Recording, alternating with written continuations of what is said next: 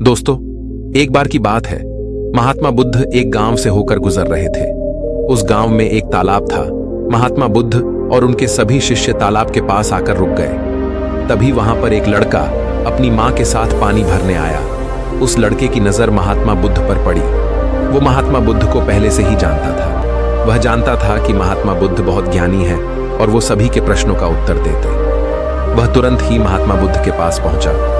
उसने महात्मा बुद्ध को प्रणाम किया और कहा, हे बुद्ध, मैं अपने जीवन में कुछ बहुत बड़ा करना चाहता हूं, लेकिन जब भी मैं कुछ करना चाहता हूं तो वो मुझसे संपूर्ण तरह से नहीं हो पाता। मुझे तो कुछ समझ ही नहीं आता कि आखिर में क्या गलती कर रहा हूं। इसलिए मैं आज आपसे यही प्रश्न पूछने आया कि लक्ष्य को पाने के लिए ऐसी कौन सी कठिनाइयां हैं जो हमें पार करनी होगी।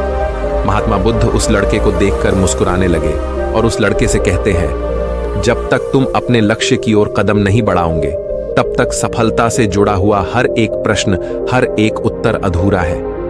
महात्मा बुद्ध इतना कहकर अपने सभी शिष्यों के साथ वहां से आगे की ओर चल पड़े। वो लड़का भी अपनी मां के साथ वापस अपने घर लौट आया। अगले दिन जब वो लड़का अपनी मां के साथ वापस उस तालाब पर पानी भरने आया तो उसने देखा कि तालाब में जो कमल की केवल कलियां थी, आज वो पूरी तरह से खिल चुकी है और पूरे के पूरे तालाब में केवल कमल के फूल ही नजर आ रहे।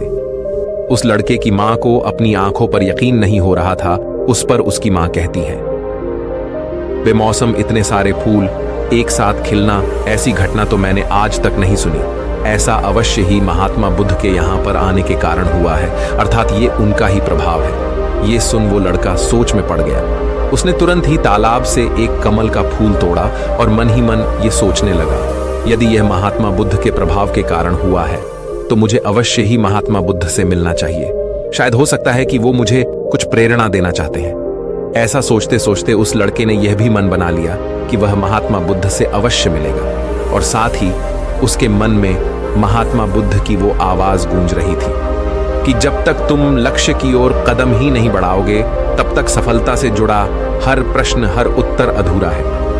तभी उस लड़के ने वह कमल का फूल एक छोटे से मटके में रख लिया और उसने मन ही मन यह मन बना लिया कि वह महात्मा बुद्ध से मिलकर रहेगा और उसके मन में जो भी प्रश्न है वह उनसे उनके उत्तर जानकर रहेगा। उस लड़के ने तुरंत ही अपनी मां से कहा, मां, मैं महात्मा बुद्ध से मिलने जा रहा हूं। वो अब तक बहुत आगे नहीं निकले होंगे।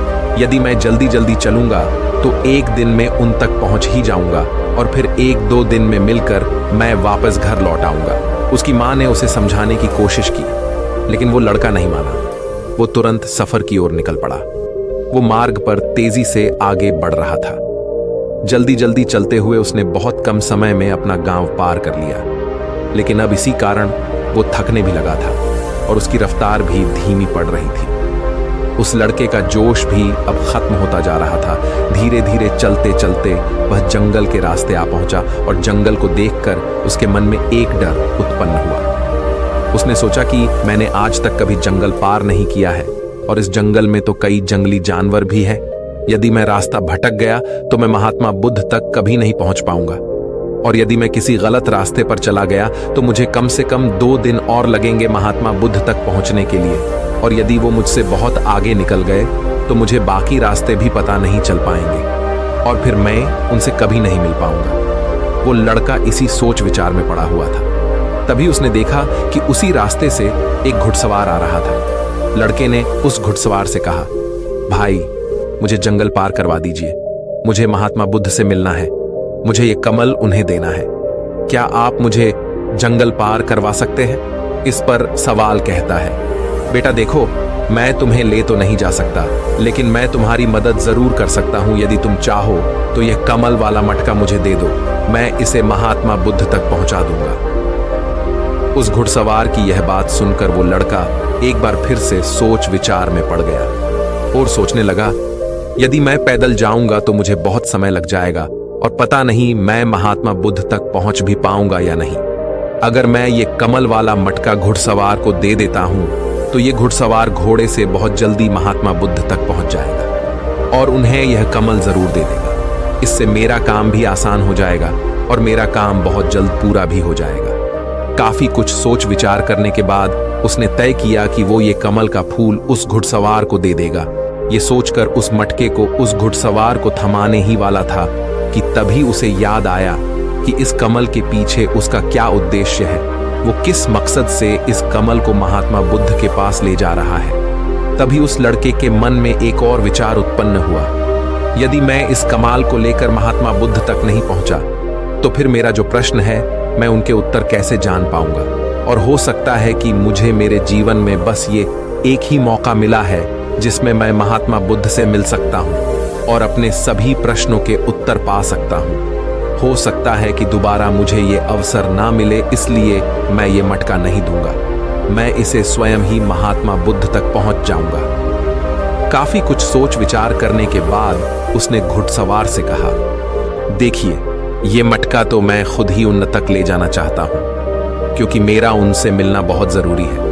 मेरे मन में कई प्रश्न हैं जो मैं उनसे जानना चाहता हूं, इसीलिए यह फूल मैं ही उन्हें दूंगा। इसलिए कृपया करके मुझे जंगल से बाहर निकलने का रास्ता बता दीजिए, मैं स्वयं ही चला जाऊंगा। इस पर उस घुड़सवार ने उस लड़के को जंगल से बाहर जाने का रास्ता बता दिया और उस मार्ग पर आगे की ओर बढ़ चला।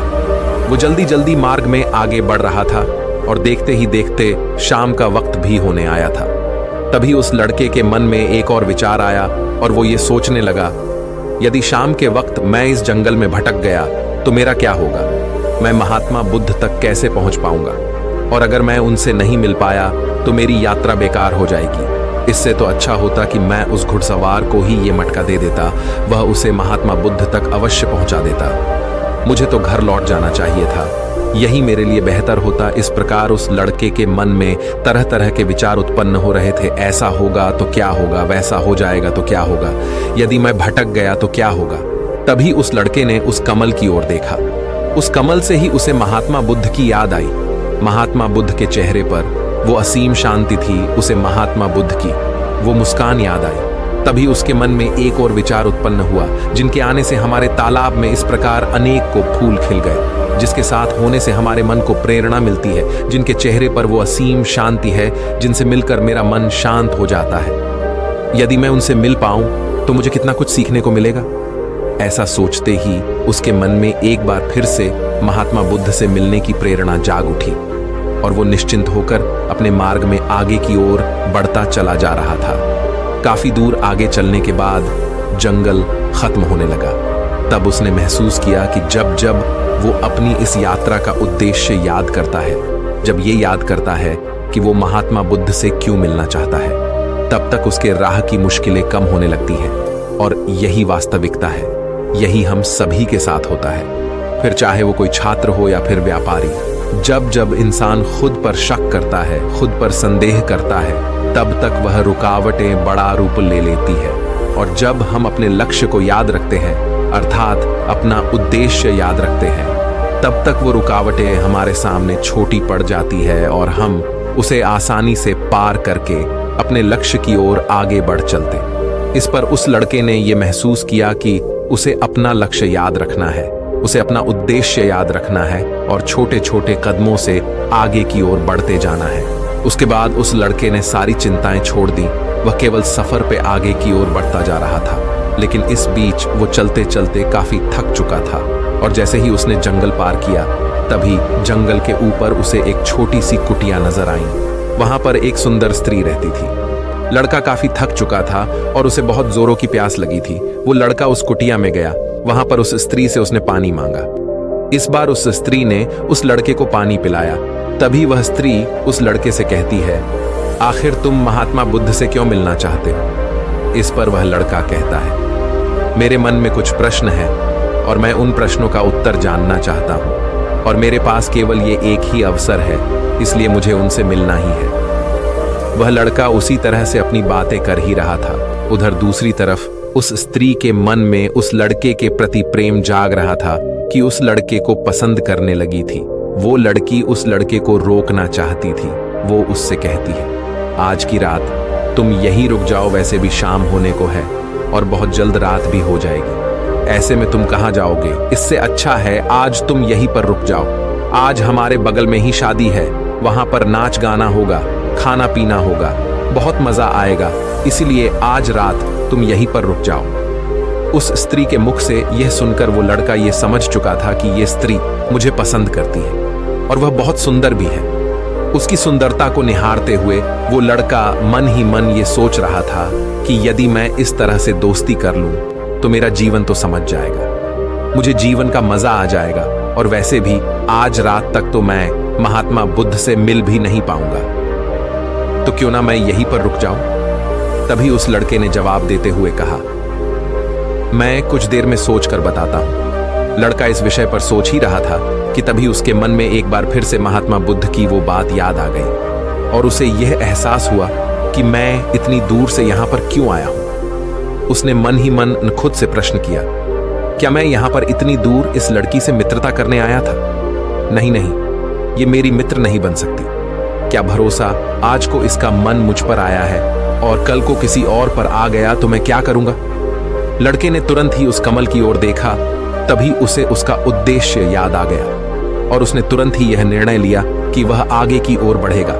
उसने उस लड़की को साफ साफ मना कर दिया और अपने मार्ग की ओर आगे बढ़ चला। जब वो आगे की ओर जा रहा था तभी उसे अपने इस निर्णय पर अफसोस हो रहा था। उसे ऐसा लग रहा था यदि उसे महात्मा बुद्ध ना मिले तो उसके हाथ से ये स्त्री भी चली जाएगी। इस बात का उसे बहुत मलाल था, लेकिन वह धीरे धीरे मार्ग में आगे बढ़ता गया। कुछ दूर आगे जाने के बाद जब उसका मन शांत हुआ तब उसे इस बात का एहसास हुआ कि यदि वह उस स्त्री के पास रुक जाता तो वह अपने उद्देश्य में कभी सफल नहीं हो पाता और उसकी ये यात्रा बेकार हो जाती, उसकी इतनी मेहनत व्यर्थ हो जाती। और तब उसे एक और चीज का एहसास हुआ कि जो भी व्यक्ति या फिर वस्तु हमें अपने उद्देश्य से भटकाने का प्रयास करे, हमें उससे तुरंत ही दूर हो जाना चाहिए। हमें अपना उद्देश्य याद रखना चाहिए कि हमने ये सफर क्यों शुरू किया था और हम अपनी मंजिल पर क्यों पहुंचना चाहते हैं। वो लड़का ये सब सोच विचार कर आगे की ओर बढ़ता जा रहा था। रात्रि का वक्त होने वाला था और वो लड़का तेजी से अपने मार्ग में आगे की ओर बढ़ता जा रहा था। तभी उसे मार्ग में एक बुजुर्ग व्यक्ति मिले। उसने उस बुजुर्ग व्यक्ति से पूछा, बाबा, मैं महात्मा बुद्ध से मिलना चाहता हूं और पिछले गांव में मुझे किसी ने बताया कि वो इसी मार्ग से आगे की ओर बढ़े थे। क्या आप मुझे बता सकते हैं वो किस तरफ गए हैं? इस पर वो बुजुर्ग व्यक्ति उस लड़के से कहते हैं, बेटा, तुमसे कोई गलती हो गई है, तुम्हें कोई गलतफहमी हुई है। यहाँ से कोई भी आरषि मुनि नहीं गए हैं। हो सकता है कि रास्ते में कोई और मोड़ हो जिस पर तुम्हारा ध्यान ना गया हो। वो आरषि मुनि उसी रास्ते से गए होंगे। ये सुन वो लड़का घबरा गया। अभी कुछ ही घंटों पहले तो मैंने उस बस्ती को पार किया था। यदि मैं वापस गया तो मैं बहुत पीछे हो जाऊंगा और अब तो अंधेरा भी होने को है। मेरे पास ना तो कोई रहने का कोई साधन है और ना ही खाने पीने का। मेरी तो पूरी यात्रा बेकार हो गई। मुझे तो लग रहा था कि मैं महात्मा बुद्ध से अवश्य मिल लूंगा, लेकिन अब लगता है कि यह मुमकिन नहीं है। मैं उनसे नहीं मिल पाऊंगा। इस प्रकार के कई विचार और उस लड़के के मन में उमड़ने लगे। वो लड़का खुद पर संदेह करने लगा। जैसे ही उसके मन में इस प्रकार के विचार उत्पन्न हुए, मानो उसके पैरों में किसी ने बेड़ियां डाल दी हो। वह बार बार केवल एक ही बात सोच रहा था कि आखिर वो मुझे क्यों नहीं दिखाई दिया। मैं बार बार एक ही गलती क्यों करता हूं? मुझसे इतनी बड़ी गलती कैसे हो गई? ये सोचकर वो लड़का सर पकड़कर वहीं पर बैठ गया। कुछ देर तक तो उसे कुछ भी समझ नहीं आ रहा था। तभी उसे उसकी माँ की बात याद आई। उसकी माँ ने उस लड़के से कहा था, बेटा, हर गलती में सीख छुपी होती है जो हमारे जीवन को और भी बेहतर बनाती है। ये बात उसे याद आते ही उसका मन शांत होने लगा और देखते ही देखते उसका मन पूरी तरह से शांत हो चुका था। और वो लड़का बार बार अपने मन में अब एक ही बात दोहरा रहा था कि हर गलती में सीख छुपी हुई होती है और हमें वो और बेहतर बनाने आती है। उसने अपनी गलती को स्वीकार किया। वो कहने लगा, हाँ, मुझसे गलती हुई है। मैं जल्दीबाजी में बिना सोचे समझे बस मार्ग में आगे की ओर बढ़ता जा रहा था। जैसे जैसे लोगों ने कहा, मैं उसी तरह से आगे की ओर बढ़ता चला गया। उसके गलती स्वीकारते ही उसका मन पूरी तरह से शांत हो गया। उसकी निराशा अब आशा में बदल चुकी थी। वह एक पेड़ के नीचे बैठा हुआ था। तभी उसने देखा कि कुछ जानवर नदी से पानी पी रहे थे। ये सब देखकर उस लड़के को याद आया कि जब वह पहली बार महात्मा बुद्ध से मिला था तब पानी के पास ही मिला था, और महात्मा बुद्ध के साथ उनके कई शिष्य भी हैं, तो उन्हें पानी की तो आवश्यकता जरूर पड़ेगी। इस बात पर उस लड़के को तुरंत ये समझ में आ गया कि महात्मा बुद्ध भी उसी रास्ते से भ्रमण कर रहे होंगे। जिस रास्ते पर पानी होगा, तभी उसने सोच विचार कर यह तय किया कि वापस जाने से अच्छा है क्यों ना मैं नदी के किनारे किनारे आगे की ओर बढ़ता रहा। ऐसा सोचते ही उसने तुरंत ही रास्ता बदल दिया और अब वह नदी के रास्ते आगे बढ़ने लगा। जैसे जैसे वो आगे बढ़ता जा रहा था, उसका मन और भी हल्का होता जा रहा था, उसका मन और भी शांत होता जा रहा था। तब उसने अनुभव किया कि जब मन बहुत शांत होता है तो हमारा मन बहुत हल्का हो जाता है और जल्दबाजी नहीं करता और ना ही किसी में या खुद में कोई कमी निकालता है। हमारी बुद्धि पहले से बेहतर काम करने लग जाती है। तब उस लड़के ने इस बात का भी अनुभव किया कि खुद से शिकायत करना एक बहुत बड़ी कमी है जो हमें दुख की ओर ले जाती है। चलते चलते लड़के के मन में विचार आया, यदि मैं अपने गांव में ही रुक जाता तो ये सारे अनुभव में कभी नहीं प्राप्त कर पाता। ऐसा सोचते सोचते वो मार्ग में आगे की ओर बढ़ रहा था। तभी उसे महात्मा बुद्ध के कुछ शिष्य नजर आए और उन्हें देखकर वो लड़का बहुत प्रसन्न हुआ। वो अपने मार्ग में और भी तेजी से आगे बढ़ने लगा और आखिरकार लगातार 2 दिनों का सफर तय करने के बाद वो महात्मा बुद्ध के पास पहुंच ही गया। वह तुरंत ही महात्मा बुद्ध के पास पहुंचा। उसने महात्मा बुद्ध को प्रणाम किया और उन्हें वो कमल का फूल भेंट कर दिया। इससे पहले वो लड़का कुछ कहता, तभी महात्मा बुद्ध ने कहा, बहुत सुंदर, ये कमल पूरी तरह से खिल चुका है। 2 दिन पहले ही तुमने मुझसे पूछा था कि लक्ष्य को पूरा करने के लिए इंसान को कौन सी कठिनाइयों को पार करना पड़ता है, लेकिन 2 दिनों बाद तुमने बहुत सारे अनुभव प्राप्त कर लिए हैं। तुम्हारा ये धैर्य और ये मुस्कान देखकर लगता है कि तुमने इस यात्रा में बहुत कुछ सीखा है। इस पर उस लड़के ने यात्रा में घटित हुई हर एक बात महात्मा बुद्ध को बता दी।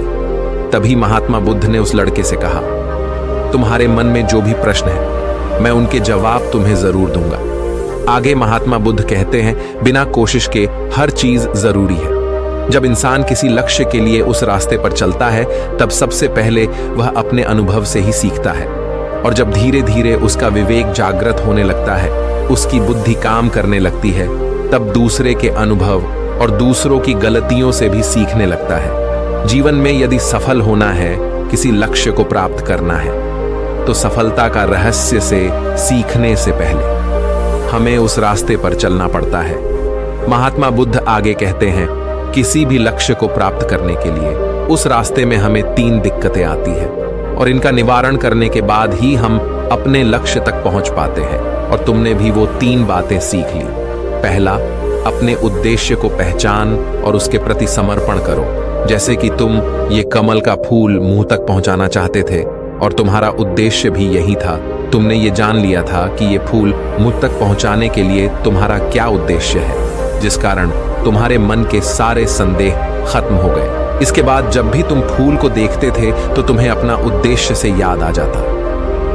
आगे महात्मा बुद्ध ने कहा, तुमने स्वयं के अनुभव से ही यह जान लिया कि अपनी मंजिल तक किस प्रकार हमें पहुंचना है और सब कुछ तुम्हारे भीतर से ही प्रकट हो रहा है। वह लड़का महात्मा बुद्ध की सारी बातें ध्यानपूर्वक सुनता रहा। तभी आगे महात्मा बुद्ध कहते हैं, तुम्हारे मन में कई प्रकार के डर और संशय थे। पता नहीं तुम मुझ तक पहुंच पाओगे या नहीं, पता नहीं तुम जंगल पार कर पाओगे या नहीं, क्योंकि तुमने आज से पहले कभी जंगल पार नहीं किया था और रास्ते में तुम्हें तरह तरह की रुकावटें भी झेलनी पड़ी। और जब हमारे रास्ते में तरह तरह की रुकावटें उत्पन्न होती है, तब हमारा मन बाधित होने लगता है, हमारा मन भटकने लगता है और हम अपने लक्ष्य से भटक जाते हैं। लेकिन जब हम अपना सारा ध्यान रुकावटों से हटाकर अपने उद्देश्य पर लगाते हैं, तो सारी रुकावटें खुद ब खुद छोटी पड़ने लगती है और हम उन्हें आसानी से पार कर ले जाते हैं। शुरुआत में हर किसी की यही समस्या है कि वह यह नहीं जानता कि आखिर वो सफल क्यों होना चाहता है, क्यों वो कुछ करना चाहता है। इसी कारण उनके सामने परेशानियां भी बहुत ज्यादा होती हैं और वह उन परेशानियों के सामने घुटने टेक देते। लेकिन जैसे जैसे आप आगे बढ़ते हैं, अपने लक्ष्य के प्रति समर्पित हो जाते हैं, तो वैसे वैसे चलते जाना आसान हो जाता है और हम अपने लक्ष्य तक पहुंच ही जाते हैं। आगे महात्मा बुद्ध उस लड़के को तीसरी बात बताते हुए कहते हैं, असली शक्ति इच्छाओं को पूरा करने में नहीं बल्कि उनको मिटाने में कहते हैं कि हम जानते हुए भी सही काम नहीं करते। अगर हम अपने उद्देश्य की ओर आगे बढ़ते हुए आकर्षणों को पीछे रुक जाते तो हमारी यात्रा कभी पूरी नहीं हो सकती। इसलिए जैसे इस यात्रा के दौरान तुमने फूल हमेशा अपने साथ रखा, अपने पास रखा, वैसे ही उद्देश्य हमेशा सामने रखना चाहिए। हमारा लक्ष्य हमेशा हमारी आंखों के सामने होना चाहिए। इससे हमें निर्णय लेने में आसानी होती है। अन्यथा हमारे मन का संदेह, हमारी मन की शंका हमें कभी भी सही निर्णय नहीं लेने देती और वह हमें मन की उलझनों में फंसाकर रख देती है।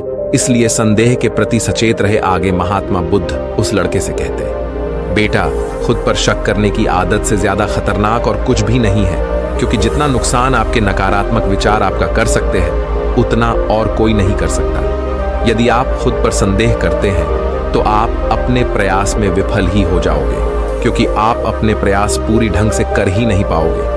आप उससे बचने का प्रयास करोगे और जब तक हम अपनी गलती नहीं पहचानते तब तक हमें वो बात परेशान करती रहती है, वो हमें कमजोर बनाती रहती है। हमारे मन में केवल एक ही विचार चलते रहते हैं कि आखिर हमसे ये गलती क्यों हुई, मैं इतना नादान, इतना कमजोर कैसे हो सकता हूं, और अगर मैं आज इतना कमजोर हूं, मैं आज उस काबिल नहीं हूं, तो मैं आगे चलकर क्या कर पाऊंगा। तो इसलिए अपने आप को यह याद दिलाओ कि हर गलती में सीख छुपी हुई है और उससे सीखकर ही हमें अनुभव मिलता है और उस अनुभव से ही हम अपने लक्ष्य तक पहुंच पाते हैं। सबसे पहले अपने मन को शांत करो, बुद्धि और विवेक का प्रयोग करो और उद्देश्य की तरफ आगे बढ़ते चलो। सिर्फ इसी तरह से आप किसी भी चुनौती का सामना कर सकते हैं और बड़े से बड़े लक्ष्य को भी आसानी से हासिल कर सकते हैं। इतना कहकर महात्मा बुद्ध शांत हो गए और उस लड़के को भी महात्मा बुद्ध की सारी बातें अच्छी तरह समझ में आ चुकी थी।